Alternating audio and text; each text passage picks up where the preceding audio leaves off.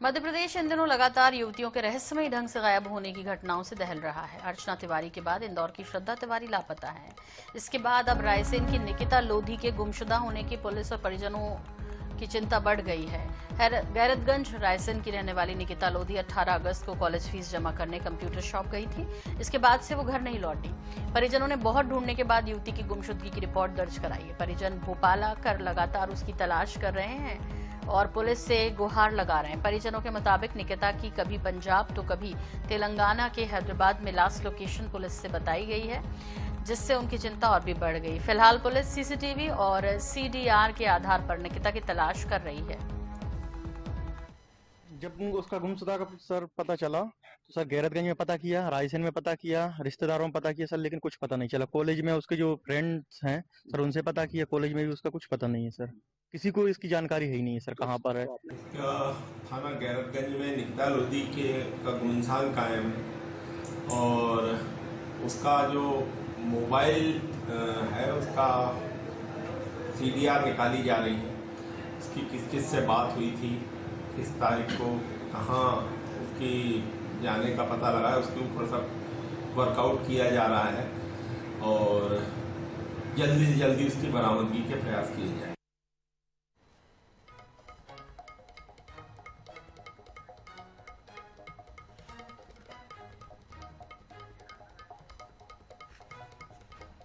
तो अब निकिता लोधी लापता है। रायसेन के गैरतगंज से कॉलेज फीस जमा करने गई थी। 8 दिन हो गए हैं, परिजन परेशान हैं और पुलिस और सीएम से उन्होंने गुहार भी लगाई है। कभी पंजाब तो कभी तेलंगाना में लोकेशन मिल रही है निकिता की। सीसीटीवी और सीडीआर के आधार पर तलाश कर रही है पुलिस।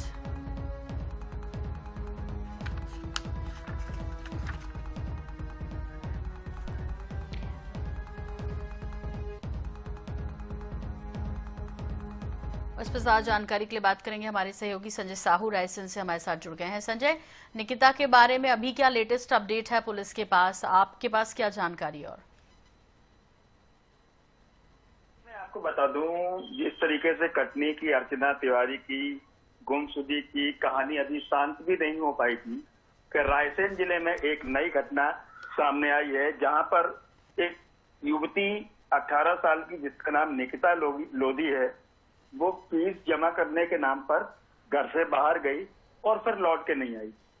उसके घर वालों ने काफी तलाश की लेकिन वो नहीं लौटी। तो 18 अगस्त को उसके घर वालों ने पुलिस में गुमशुदगी की रिपोर्ट लिखवाई और जब उसके सीसीटीवी कैमरे चेक किए गए और उसकी जब तलाश की गई और जब लोकेशन, जो मोबाइल की लोकेशन थी, वो लोकेशन के हिसाब से कभी पंजाब में और कभी हैदराबाद में उसकी लोकेशन मिली है, तो कहीं ना कहीं ये बड़ा सवाल उठता है कि आजकल की जो युवतियां हैं जो बिना बताए घर से बाहर हो जाती हैं या जो भी इनकी महत्वाकांक्षाएं होती हैं, वो कहीं ना कहीं आड़े आ रही हैं। लेकिन पुलिस 2 एंगल पर इसकी जांच कर रही है।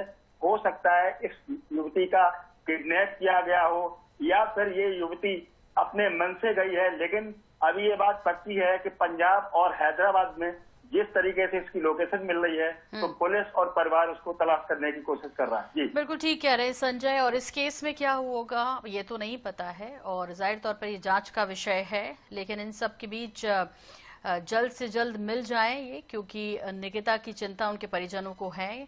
ये जरूरी नहीं है कि अर्चना की तरह वो भी ऐसे ही गई हो, कुछ प्लान बनाया हो, लेकिन इन सब के बीच जरूरी ये है कि लगातार जिस तरह से मामले निकलकर सामने आ रहे हैं वो चिंतित करते हैं इस तरह से लड़कियों के गायब होने की।